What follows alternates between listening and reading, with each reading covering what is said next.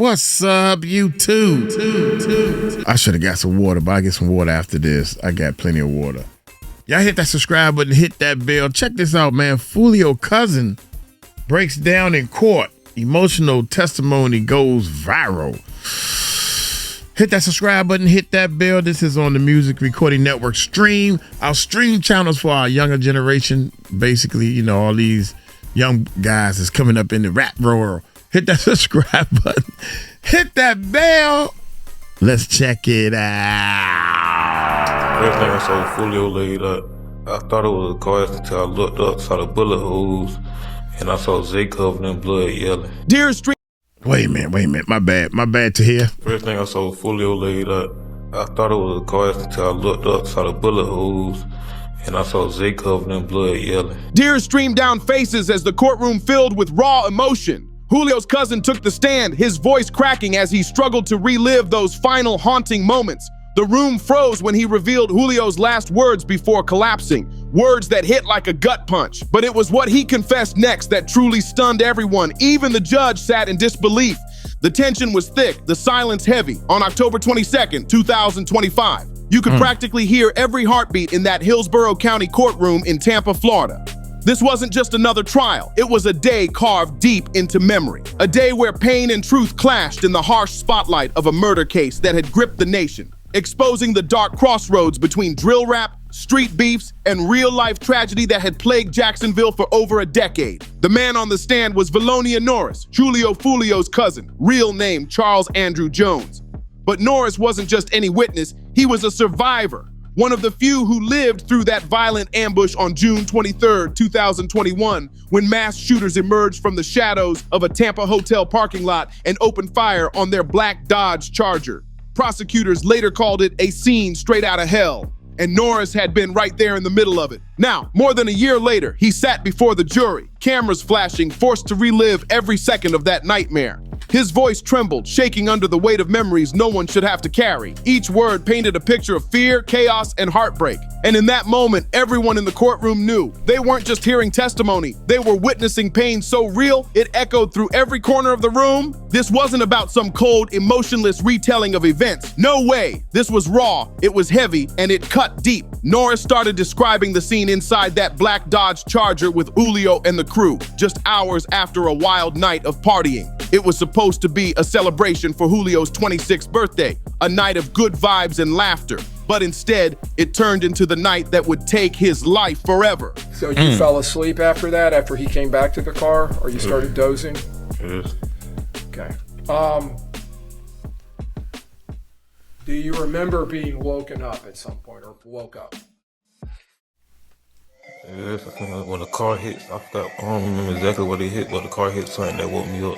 The confusion in those first few seconds must have been pure chaos. Imagine being jolted awake, your head spinning, still half asleep, and the first thing you feel is that something's terribly wrong. Norris told the court he first thought they'd been in a car crash. His brain tried to make sense of it. Maybe a collision, maybe an accident, something normal. But then reality hit him like a freight train. As his vision cleared, what he saw ripped away any hope that this was just a crash. He couldn't even process what happened to his cousin yet, because the scene around him was a nightmare come to life. When he looked up, expecting twisted metal or a smashed windshield, what he saw instead were bullet holes, dozens of them. The car wasn't wrecked from a crash. It was shredded by gunfire like something out of a war zone. That's when it hit him. This wasn't random. This was an ambush, a setup, a full-on execution meant to end lives. Every shot fired had purpose. Every second felt planned. Norris's voice cracked as he described the chaos, the sound, the panic, and then came the image that stuck with everyone, Xavier Za. Edwards, the driver, drenched in blood, screaming for help. The courtroom fell silent again as he relived that horror, moment by moment, unable to escape the memory of that night. Norris described seeing him covered in blood, yelling. Xavier Edwards? Yes. You saw him covered in blood? Yes. All right, so let me talk to you about Xavier Edwards. I don't know if we talked about him yet. So Xavier Edwards was also there at the clubs with you all? Yes. And he was driving the Dodge Charger coming from the clubs to the hotel? Yes. As the prosecutor kept pressing with questions, asking Norris to explain his own injuries, the full horror of that night finally came to light. Piece by piece, the courtroom started to understand just how close he came to losing his life and how brutally random the attack really was. Is he saying anything at that point? Yes, he was yelling. What was he yelling? And you can say exactly what he said. He was like yelling like, shit. Bullets don't choose targets. They tear through metal and flesh with no mercy, no warning, no sense of justice. It's chaos at its purest form, cold, blind, and unstoppable. Norris told the jury he had been lying on his side half asleep when it all went down, defenseless, unaware, and completely exposed. Then, out of nowhere, one bullet ripped through his arm near the shoulder. When the prosecutor asked softly if he still had a scar, his quiet yes spoke louder than anything else that day. That scar wasn't just on his skin, it was carved into his memory, a reminder he can never escape. Every time he looks in the mirror, every time someone asks, that mark drags him right back to that parking lot, to that car, to the deafening sound of gunfire and fear. The prosecutor then showed him photos from the hospital, his body hooked up to machines, weak, broken, barely alive. That was the breaking point. Norris's voice cracked, and the strength he'd held on to through the testimony shattered. Tears poured down as the weight of everything he'd survived finally crushed through the wall he'd tried so hard to keep up. The emotional wall Norris had built finally shattered. All that pain, grief, and buried trauma came rushing out right there in front of everyone. He couldn't hold it in any longer. The memories were too heavy, too real. Seeing this, the judge quickly stepped in, realizing the witness needed space, needed air, needed a break from the pain he was being forced to relive. A brief recess was called, a small act of compassion in the middle of an emotional storm. The jury was let out, giving Norris a few quiet moments to pull himself together, to wipe away his tears, and to try rebuilding the strength that had just crumbled. Sitting there, clutching tissues, trying to steady his breathing, he looked like a man carrying the entire weight of a city's pain on his shoulders. Every scar, every tear told a story that no words could truly capture. Foolio Norris wasn't just another name on the witness list. He was the human cost of street violence. A young man who had watched his own cousin die, who had stared death in the face himself, and who now carried wounds that would never fully heal. What he described in court wasn't just one night of tragedy, it was the breaking point of years of escalating bloodshed. A feud turned into folklore through drill rap and social media, songs, posts, and diss tracks that kept the cycle alive. To truly grasp the power of Norris's testimony, you have to understand Foolio's world, the dangerous rivalry that made him famous, and ultimately, the one that took his life. Let's rewind for a second and break down what really went down in 2023. The setup, the trap, the cold-blooded ambush. What happened on June 23rd, 2024 didn't just explode out of nowhere. This wasn't random street chaos or bad timing, this was planned. Prosecutors called it a display of violence with tactical precision, and they weren't exaggerating. Every move that night was part of a bigger plan, one that had been put in motion long before the first shot echoed through that Tampa parking lot. To understand it, you have to go back to the hours before the gunfire, the surveillance, the quiet coordination, the setup. Court footage laid it all out like a movie, showing Julio's final hours in haunting detail. Around 4:30 a.m., cameras caught him at the Home 2 Suites Hotel in Tampa, rocking a red stocking cap, adjusting his shorts, walking up to the front desk, asking about a room. He had been out celebrating his 26th birthday, clubs, shows, good vibes, just living his life. But what he didn't know was that while he was trying to book a room, eyes were already on him. His every move was being tracked, his location pinned, his time quietly running out. The video fast-forwarded, minutes passing, then boom, something eerie slid into the frame, a car pulling up. The prosecutor's voice dropped as they pointed to the screen saying, "That car right there, that's the assault team." Not just some random car cruising by, not a coincidence. The assault team, a crew that had driven all the way from Jacksonville to Tampa with one mission: to end Julio's life. Their movement showed they knew exactly what they were doing. The way they circled around the north side of the hotel, staying out of sight, avoiding Julio's line of vision. It wasn't sloppy or impulsive. It was cold, calculated, and deadly. They weren't rushing in wild. They were careful, cold, and strategic, waiting for the perfect moment to strike. This wasn't some crime of passion or spur-of-the-moment beef. This was methodical. Every move screamed planning and patience. As the footage rolled, another car pulled into view, a Nissan Altima belonging to Julio's entourage. Behind the wheel was TFA McCrae, and with him, his girlfriend, Aaliyah Albritton. They stepped inside the lobby to use the restroom, just two people doing something completely normal, clueless about the storm creeping up outside.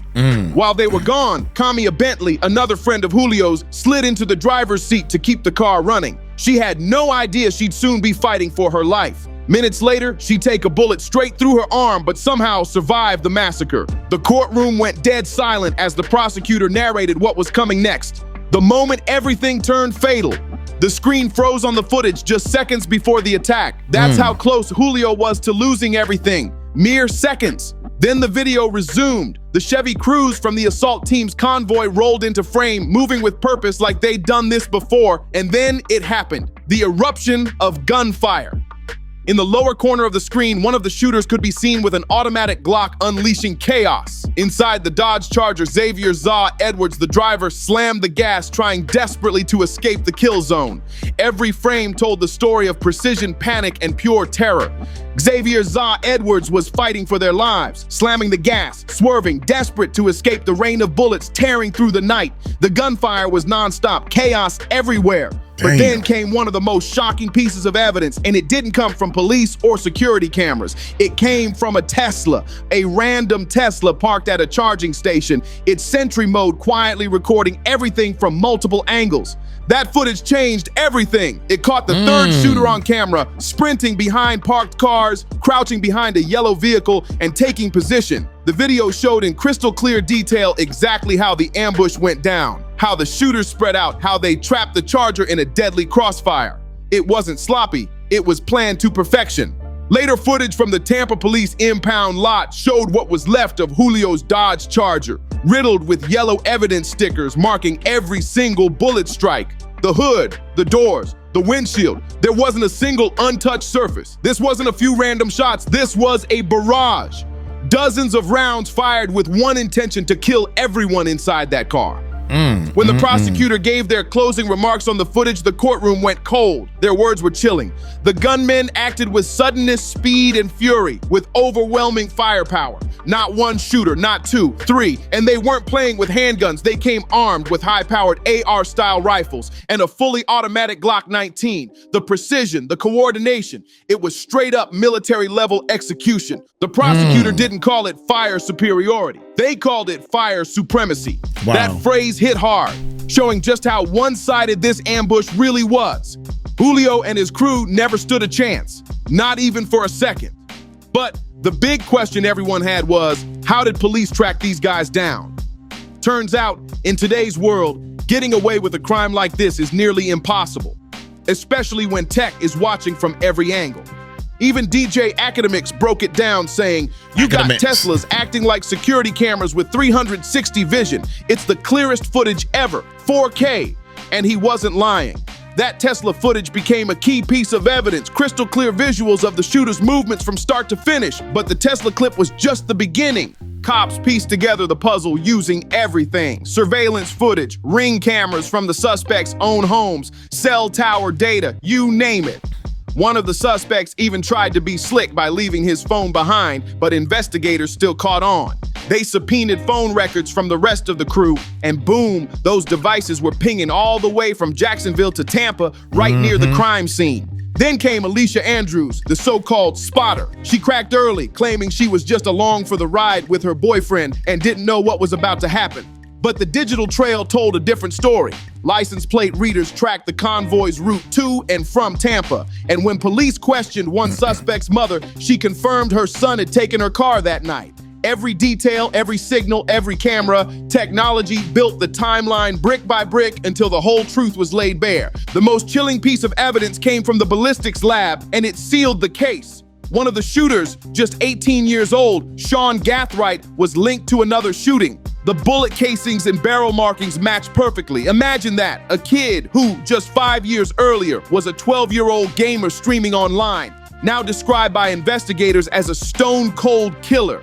The transformation was shocking, and it showed how deep this street cycle really runs. From there, the evidence only stacked higher. Detectives had surveillance footage from inside and outside the hotel. They even pulled CashApp receipts, tracing who paid for gas, food, and even hotel rooms. They found that one suspect's car was breaking down, so another one fronted the money to cover costs. Every small clue, every digital breadcrumb, every move caught on camera, it all locked together like pieces of a puzzle too perfect to deny.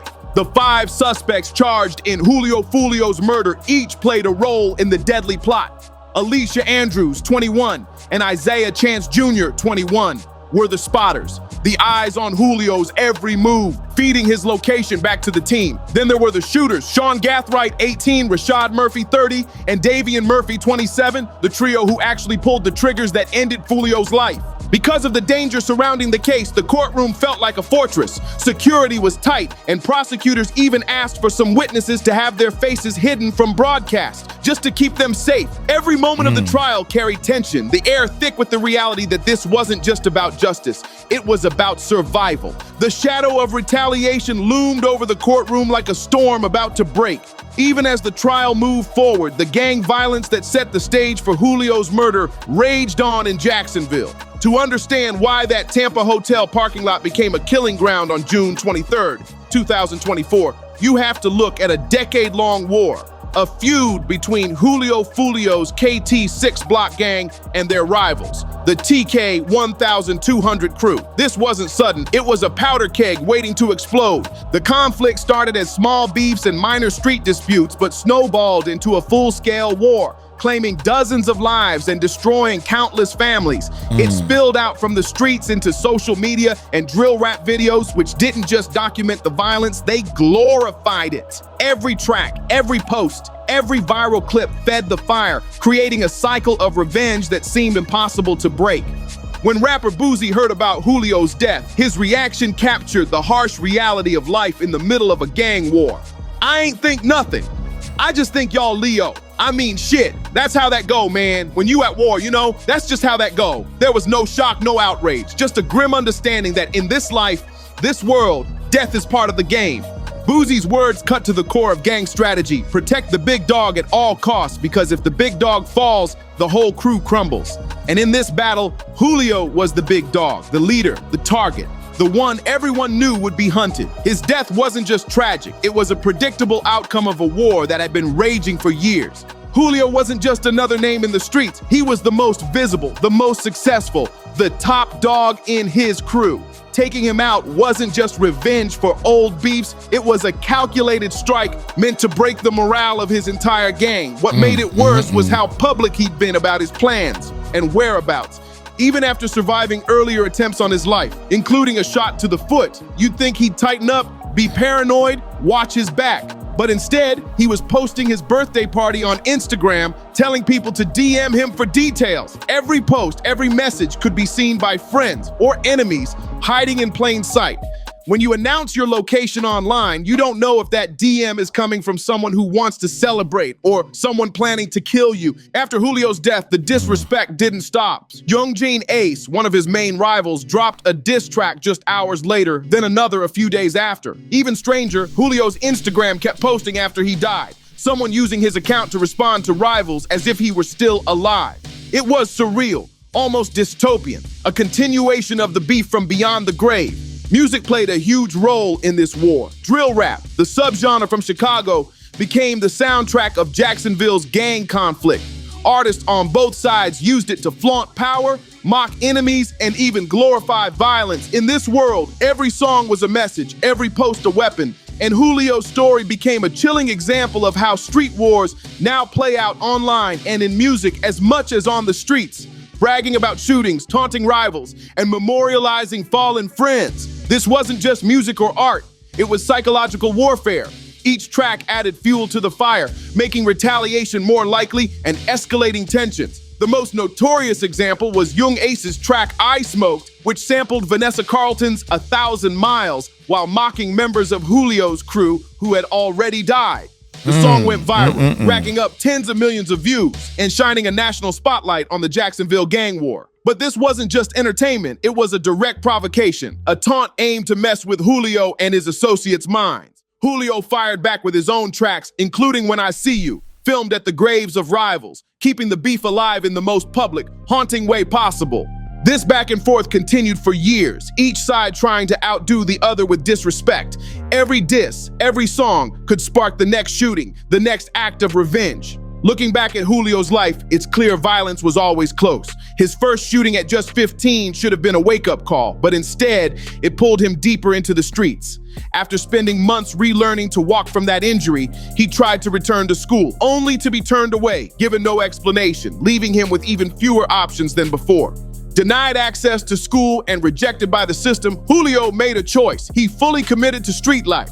In his own words, whatever chance he had to take a different path vanished in that moment. From there, his life became a cycle of arrests and releases. He kept getting caught with guns, spending short stints in juvenile detention, only to be released again and thrown back onto the streets. It wasn't until he turned 17 that he faced his first serious charge. A moment that captured the reckless bravado of his teenage years. On Christmas, he and his friends rolled into a movie theater parking lot in Orange Park, Florida, flashing guns out the window at anyone they passed. Not long after, police spotted them. A brief chase, just 10 or 15 seconds, ended with the group caught with 4 guns in the car. Even then, the consequences were minimal. Foolio, the only juvenile in the car, spent about a month in detention before being released. He admitted that if he had gotten one more gun charge, he would have been sent to a level 8 or level 10 program for up to 2 years. But that didn't happen, at least not yet, and he stayed on the streets. What's undeniable is that social media and streaming platforms paired with drill rap changed the game.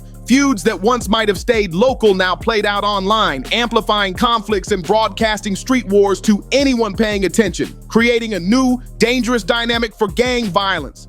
Now, this conflict isn't just in the streets, it plays out on a global stage, with millions of views, likes, and comments amplifying every insult, every threat, every loss. The pressure to respond, to protect your reputation, to avenge fallen friends grows even heavier when the world is watching. Jacksonville law enforcement has been trying to stay ahead, taking a proactive approach to prevent violence before it erupts. Sheriff T.K. Waters has emphasized targeting known gang members, focusing on stopping attacks before they happen. The arrests in Julio's case show how modern policing pieces together evidence from every angle: surveillance cameras, cell phone records, license plate readers, social media activity, and even ballistics to build airtight cases. Every move, every message, every signal can be traced and used to bring perpetrators to justice.